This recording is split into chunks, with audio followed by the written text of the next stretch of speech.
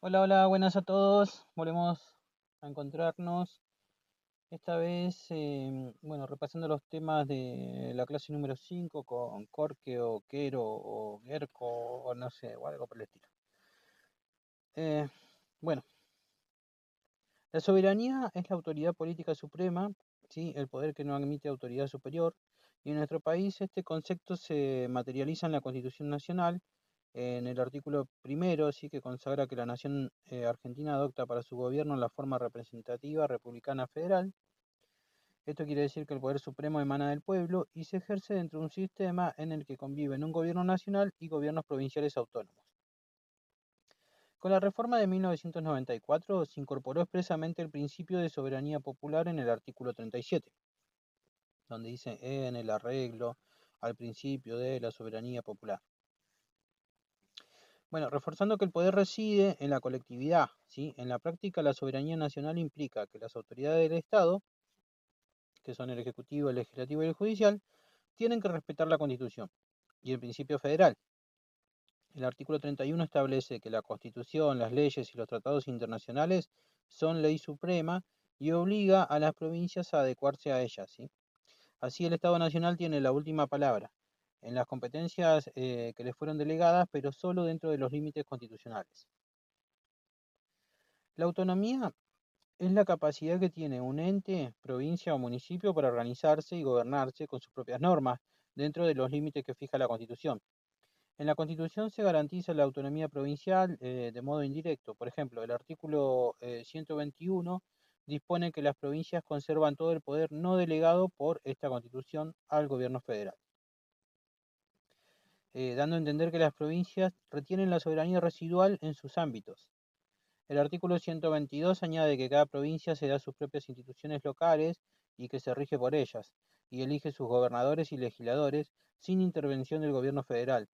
Además, el artículo 5 impone condiciones a las constituciones provinciales, ¿sí? Eh, una, eh, que sea representativo, que sea republicano, el respeto a la Constitución Nacional, a la justicia propia, el régimen municipal, la educación primaria, lo que garantiza mínimos uniformes, pero deja amplio espacio para las leyes locales, ¿sí? Bueno, los municipios gozan de autonomía en tanto las provincias tienen que asegurar la autonomía municipal. Al dictar sus constituciones, y la reforma de 1994 en el artículo 123 le da fundamento, en este sentido, la Corte Suprema reconoció que los municipios no son simples entes autárquicos, ¿sí? Delegaciones provinciales, sino que cuentan con autonomía propia. Por ejemplo, en el fallo Rivademar contra la Municipalidad de Rosario de 1989, la Corte sostuvo que los caracteres de un municipio mal se avienen al concepto de autarquía. No pueden actuar solo por delegación. Desde entonces se reconoce que cada municipalidad puede dictar sus propias normas organizativas y elegir sus autoridades dentro de los marcos provinciales. Bueno, el federalismo en nuestro país surgió como una solución a las luchas entre centralistas y federales tras la independencia. La Constitución de 1853, que está vigente después de las reformas, consolidó un Estado nacional con amplios poderes centrales, pero sin anular las provincias, ¿sí? Juan Bautista Alberti, que fue el precursor constitucional, insistió en un modelo que equilibrara lo nacional con lo provincial. Un presidente fuerte, pero con apoyo provincial. Durante el siglo XIX hubo tensiones, por ejemplo, Buenos Aires se separó hasta 1862, pero se logró una organización federal. En el siglo XX el federalismo sufrió altibajos, ¿sí? La Constitución peronista de 1949 intentó fortalecer al Estado central con medidas unificadoras. Después de su derrocamiento, la Constitución de 1957 recuperó el texto de 1853.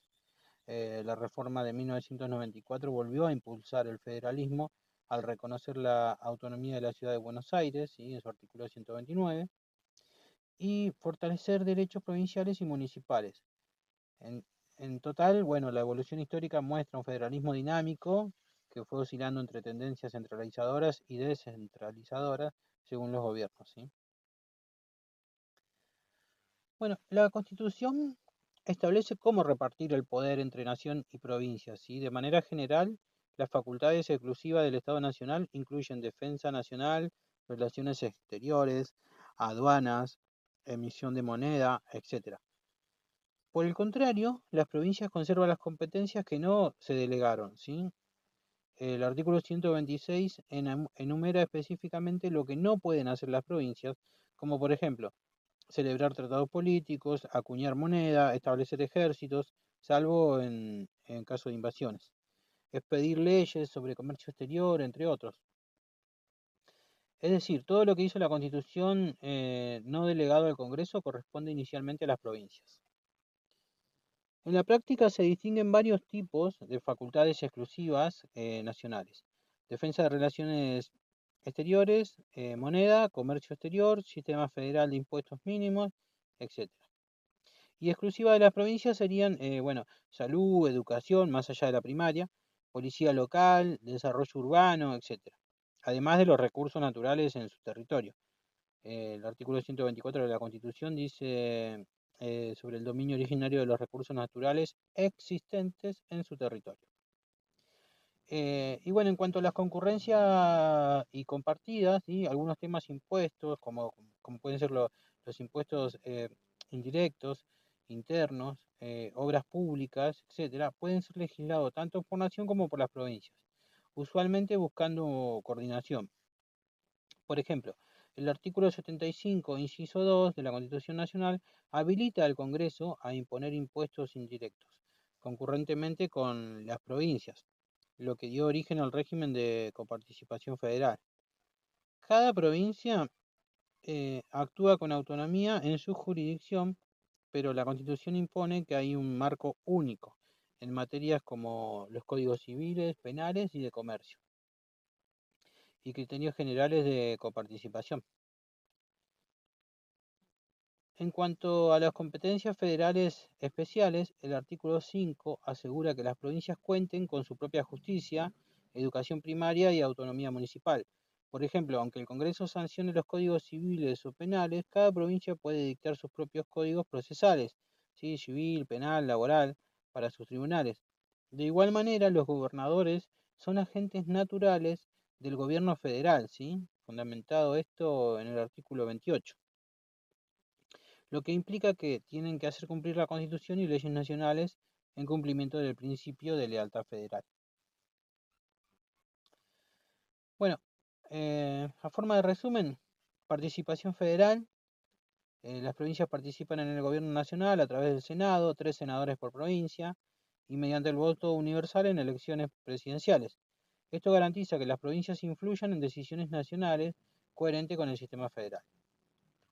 En cuanto a la coordinación de competencias, bueno, el Estado Nacional y las provincias coordinan sus ámbitos de acción, se reconocen facultades exclusivas nacionales, exclusivas provinciales y concurrentes, por ejemplo, el control de fronteras y la moneda son exclusivamente nacionales, mientras que la policía y planificación urbana son competencia provincial.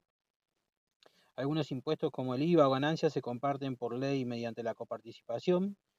42,34% queda en el nacional y 56,66% provincial, según la ley 23.548. Bueno, en la práctica federal surgen tensiones o acuerdos según el tema. Por ejemplo, varias provincias han litigado contra el gobierno nacional por fondos fiscales. En 2025, provincias del noreste como Corrientes, Chaco, Formosa, Misiones, etc., reclamaron ante la Corte Suprema de Justicia el restablecimiento de aportes previsionales y compensaciones de transporte y educación recortadas por decretos recientes. Un eje central fue la coparticipación. Provincias como Corrientes y Chaco impugnaron la quita de ingresos brutos, ¿sí? Que es el impuesto a las ganancias, de 2023, porque redujo la masa coparticipable, el total a repartir. En paralelo, provincias productoras de recursos como Chubut, Mendoza, Entre Ríos, exigen una mayor participación en regalías y proyectos como Vaca Muerta, lo que genera discusiones federales sobre apropiación de recursos naturales. En salud pública se observa cooperación federal, pero también autonomía provincial. Durante la pandemia de COVID-19, cada provincia definió sus propias políticas sanitarias de prevención y tratamiento con amplia autonomía. Un estudio comprobó que cada provincia argentina definió sus políticas sobre tecnologías sanitarias para COVID-19 con autonomía, mostrando asimetrías en respuestas provinciales y la existencia de disputas, por ejemplo, sobre las vacunas al interior del sistema federal, ¿no? La normativa nacional de emergencia que, bueno, dictan la ley 27.541 tendió a coordinar medidas, pero en la práctica los gobiernos provinciales actuaron según sus recursos, según su ideología política y necesidades locales. Este ejemplo ilustra un federalismo colaborativo, pero también competitivo. Cada nivel de gobierno aporta decisiones según su ámbito. Otros ámbitos de cooperación incluyen acuerdos interprovinciales, ¿sí? El artículo 125 de la Constitución Nacional permite tratados para justicia o cuestiones económicas y la coparticipación automática. En el artículo 75, inciso 2 y cláusula transitoria sexta de la Constitución Nacional, que busca estabilidad en la distribución de recursos. Sin embargo, la falta de una ley de coparticipación moderna causa incertidumbre continua. Hasta hoy no se cumple el mandato constitucional de reformar el esquema antes de 1996, lo que alimenta conflictos de distribución fiscal. Entonces, la relación nación-provincias oscila entre colaboración, cooperación en salud, infraestructura o planes sociales, y una disputa, así, por reclamaciones de fondos, reclamos judiciales, dependiendo de las circunstancias políticas y económicas. Bueno, los cimientos legales están en la Constitución y leyes nacionales, ¿sí? Ya citamos varios artículos, dijimos el artículo 1, el 5, el 121, el 126, el 128, el 129, entre otros. Y además cabe mencionar a la Ley 23.548 de 1988 de coparticipación federal de impuestos, que reglamenta el artículo 75, inciso segundo de la Constitución Nacional con porcentaje de reparto. Otras normas nacionales relevantes son la Ley Orgánica Municipal, que dictan las provincias, y leyes sectoriales, ¿sí? Como ambientales, educativas, impositivas, que suelen requerir una coordinación federal. En la jurisprudencia, la Corte Suprema interpretó el federalismo constantemente. Por ejemplo, en Pucci contra Braniz de 1975, la Corte advirtió que los poderes federal y provincial tienen que evitar desnaturalizar el equilibrio y la armonía entre ellos, actuar para ayudarse y no para destruirse.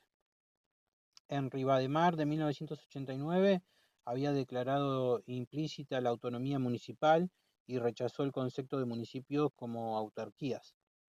Más recientemente, también en el caso Reutemann de 1994, se afirmó que las constituciones provinciales tienen que adecuarse a la Constitución Nacional, pero no precisan ser idénticas, reconociendo así espacio para la diversidad federal.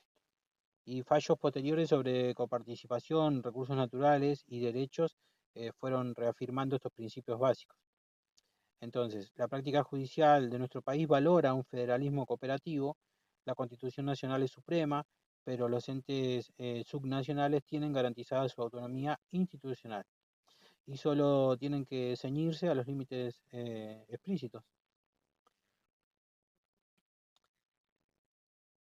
Bueno, en cuanto a la Corte Suprema de Justicia, en la sesión de la Corte Suprema en Pucci contra Braniz de 1975, la Corte señaló que las autoridades nacionales y provinciales tienen que actuar para ayudarse y no para destruirse, subrayando que el federalismo exige colaboración entre niveles, ¿sí? También lo había reconocido en Rivademar de 1989, la autonomía municipal, diferenciando a los municipios de las meras autarquías provinciales. Y estos fallos reflejan cómo el derecho argentino fue matizando el reparto de poder para favorecer un federalismo equilibrado. El federalismo puede concebirse en el extremo centralizado, que es el gran poder nacional, o en el descentralizado, que es la gran autonomía local. En nuestro país, en teoría, combina a los dos polos, ¿sí? Por un lado, el gobierno nacional tiene poder para asegurar la unidad, como por ejemplo fijando políticas macroeconómicas, y por otro lado, las provincias disponen de amplias facultades locales como salud, educación y policía. Autores clásicos y modernos, bueno, fueron debatiendo este diseño, ¿no? Juan Bautista Alberdi consideró que una nación fuerte se construye desde provincias fuertes, no desde el poder central, por lo que había abogado por la máxima autonomía provincial compatible con unidad nacional. Eh, Vidar Campos, en cambio, destaca la llamada cláusula federal como vía para reajustar dinámicamente las competencias, propone un federalismo de concertación donde el reparto de poderes se redefine en cada contexto. Roberto Gargarella, editando comentarios constitucionales recientes, enfatiza que un verdadero federalismo requiere respetar la autonomía municipal y cuestiona provincias como Buenos Aires, cuya legislación local eh, es considerada centralista con respecto a sus municipios. Bueno, en definitiva, el federalismo de nuestro país es un sistema cooperativo y concertado en constante negociación, ni totalmente rígido ni anárquico. Está marcado por el principio de lealtad federal y por las tensiones ineludibles de compartir eh, la soberanía. La Constitución y los tribunales buscan un equilibrio, el centralismo legal, donde la Constitución Nacional y leyes nacionales priman, ¿sí? Pero pluriformidad real, en que provincias y municipios gobiernan lo propio. Y este modelo, que fue moldeado por Alberti, Vidar Campos, Gargarelas y otros, busca conciliar unidad, diversidad, priorizando el interés nacional sin anular las identidades locales. Hoy nuestro país encara sus desafíos federales mediante el diálogo intergubernamental, comisiones federales, congresos de gobernadores, pactos fiscales, etcétera, y con la Corte Suprema como árbitro constitucional, procurando armonizar las relaciones entre niveles de gobierno en pos del bien común. Eh, bueno, la Constitución Nacional dijimos que menciona la palabra autonomía como en 8 oportunidades y no siempre con el mismo sentido. A veces se refiere a las provincias, otras a los municipios, incluso a la ciudad de Buenos Aires. Y esto quiere decir que la Constitución no usa el término como un molde único, sino como un principio que se adapta al nivel de gobierno o institución del que se habla. ¿Cómo interpretar entonces este concepto? La clave está en leer cada artículo donde aparece autonomía dentro de su contexto y preguntándonos, ¿quién es el sujeto de esa autonomía? ¿Es una provincia, un municipio, una universidad, la ciudad autónoma? ¿Qué aspectos cubre esa autonomía? ¿Es institucional, político, administrativo, financiero? ¿Y qué límites pone la Constitución? La autonomía no es soberanía, siempre está enmarcada en la Constitución Nacional. Eh, por ejemplo, como para entenderlo mejor, a ver, las provincias conservan todo el poder no delegado a la nación, eso significa que pueden dictar su constitución, elegir autoridades, organizar su justicia y manejar sus recursos, salvo lo que la Constitución Nacional reservó para el Estado. Entonces, un ejemplo actual sería la provincia de Mendoza, que regula y administra sus recursos hídricos de manera autónoma, y esto explica por qué tiene un régimen hídrico propio, muy estricto, que incluso generó debates con el Estado Nacional sobre obras como Portezuelo del Viento. Em, bueno, en la autonomía municipal, el artículo 23 de la Constitución Nacional, que fue introducido en 1994, se establece que cada provincia tiene que asegurar la autonomía municipal. Eso implica que las ciudades y pueblos no son meras delegaciones de la provincia, sino que tienen potestad para dictar sus propias cartas orgánicas, elegir autoridades y decidir sobre cuestiones locales. Un ejemplo hoy sería la ciudad de Córdoba, que sancionó su Carta Orgánica Municipal, que regula la estructura de su Consejo Deliberante, la figura del intendente y mecanismos de participación ciudadana. Esta organización no depende de una ley provincial, sino de su propia autonomía reconocida constitucionalmente. Otro ejemplo con la autonomía de la ciudad de Buenos Aires y en el artículo 129 de la Constitución Nacional. eh, la reforma de 1994 creó la ciudad autónoma de Buenos Aires, ¿sí? otorgándole un estatus especial. Tiene su propia constitución, elige a su jefe de gobierno y posee competencias propias, aunque conserva particularidades, como por ejemplo, seguridad interior, justicia federal, siguen dependiendo en parte de la nación. Un ejemplo hoy sería que Cava dicta su propia constitución, ¿sí? Donde regula temas como salud, educación y transporte local. Un caso visible fue la disputa entre la nación y la ciudad por las clases presenciales durante la pandemia de 2021, cuando la Corte Suprema reconoció la autonomía educativa de la ciudad frente a disposiciones nacionales. Autonomía universitaria. Artículo 75, inciso 19. Constitución Nacional. La Constitución menciona que corresponde al Congreso sancionar leyes que respeten la autonomía de las universidades nacionales. Y esa autonomía incluye la capacidad de gobernarse, elegir autoridades y dictar sus planes de estudio. Y un ejemplo hoy sería la Universidad de Buenos Aires, que organiza sus facultades y carreras sin depender de decisiones políticas del gobierno, lo que garantiza independencia académica y administrativa. Eh, Bueno, autonomía también en la organización económica y política, ¿sí? El artículo 124 de la Constitución Nacional nos habla de que las provincias tienen el dominio originario de sus recursos naturales, lo que refuerza su autonomía económica frente al gobierno federal. Un ejemplo hoy sería la provincia de Neuquén, que regula los contratos de explotación de hidrocarburos en Vaca Muerta, aunque el Estado Nacional legisla sobre política energética. Neuquén tiene la palabra final sobre cómo se administra el recurso en ese territorio. Bueno, entonces, la palabra autonomía en la Constitución no significa lo mismo en todos lados, puede aplicarse a provincias, municipios, a la ciudad autónoma, a universidades, y siempre implica un espacio de autogobierno dentro del marco constitucional eh, de nuestro país. Interpretar cada mención exige ver qué facultades se reconocen y qué límites existen. O sea que la autonomía es como tener tu propia casa dentro de un barrio con reglas comunes.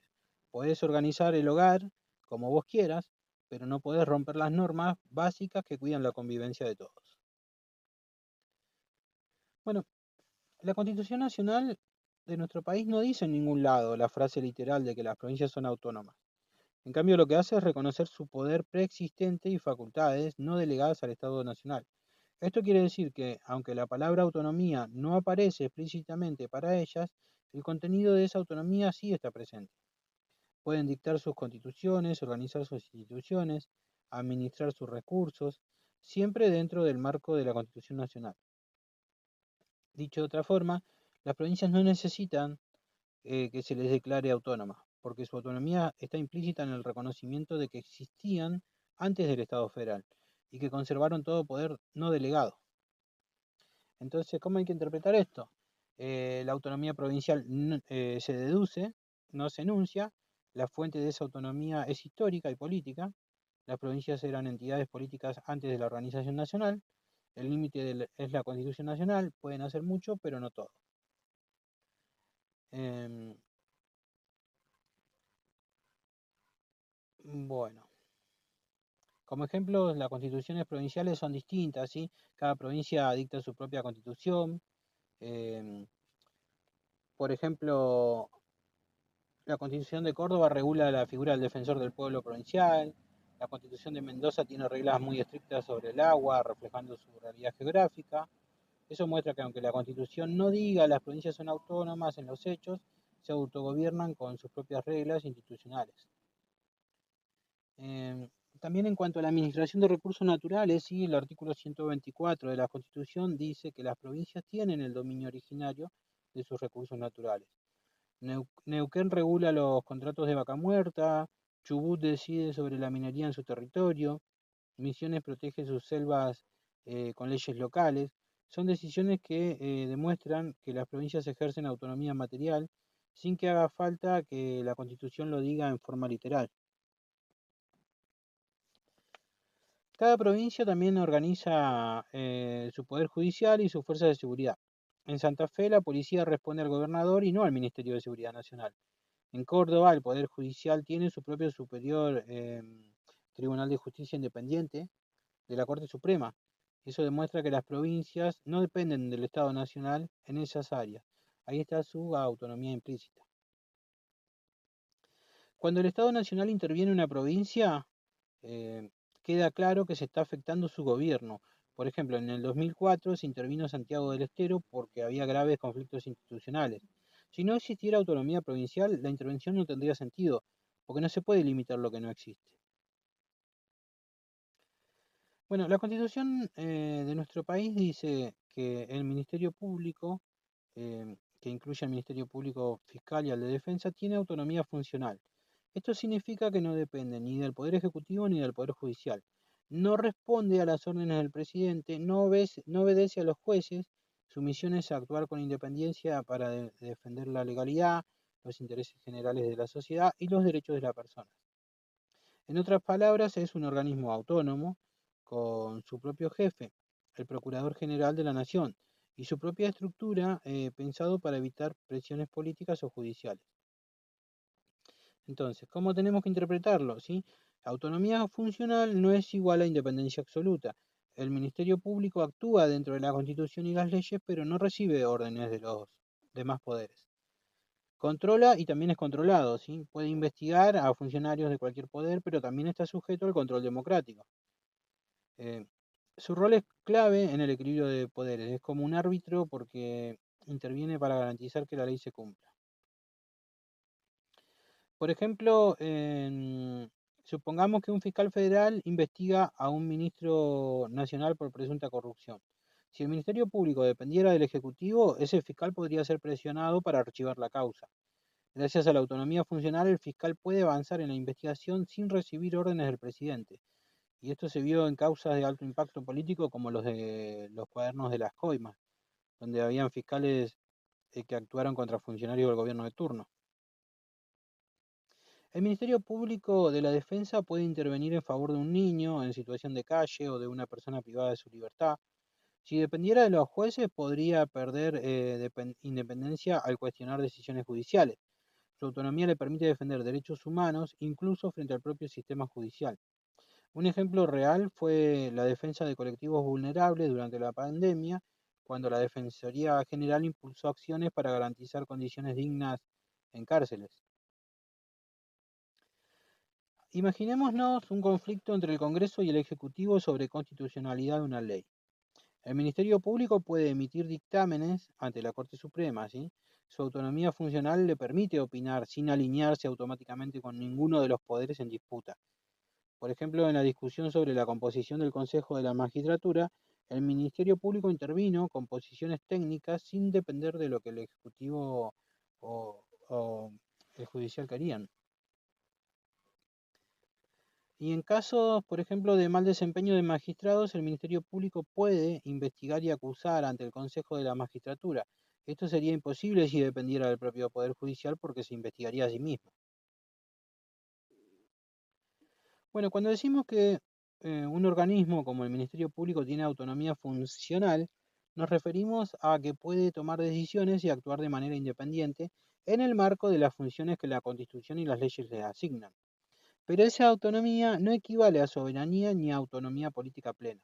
Las provincias, por ejemplo, pueden dictar su propia constitución provincial y en cambio el organismo autónomo como el Ministerio Público no puede darse su propia constitución porque no es un Estado dentro del Estado, sino un órgano creado y regulado por la Constitución Nacional y las leyes. Entonces, la autonomía funcional le da independencia en su trabajo, pero no le da capacidad de autoorganizarse fuera del marco constitucional. Bueno, entonces para poder interpretarlo, autonomía no es igual a soberanía. La soberanía le pertenece al pueblo y se ejerce a través de la Constitución. La autonomía funcional es igual a independencia para cumplir funciones específicas.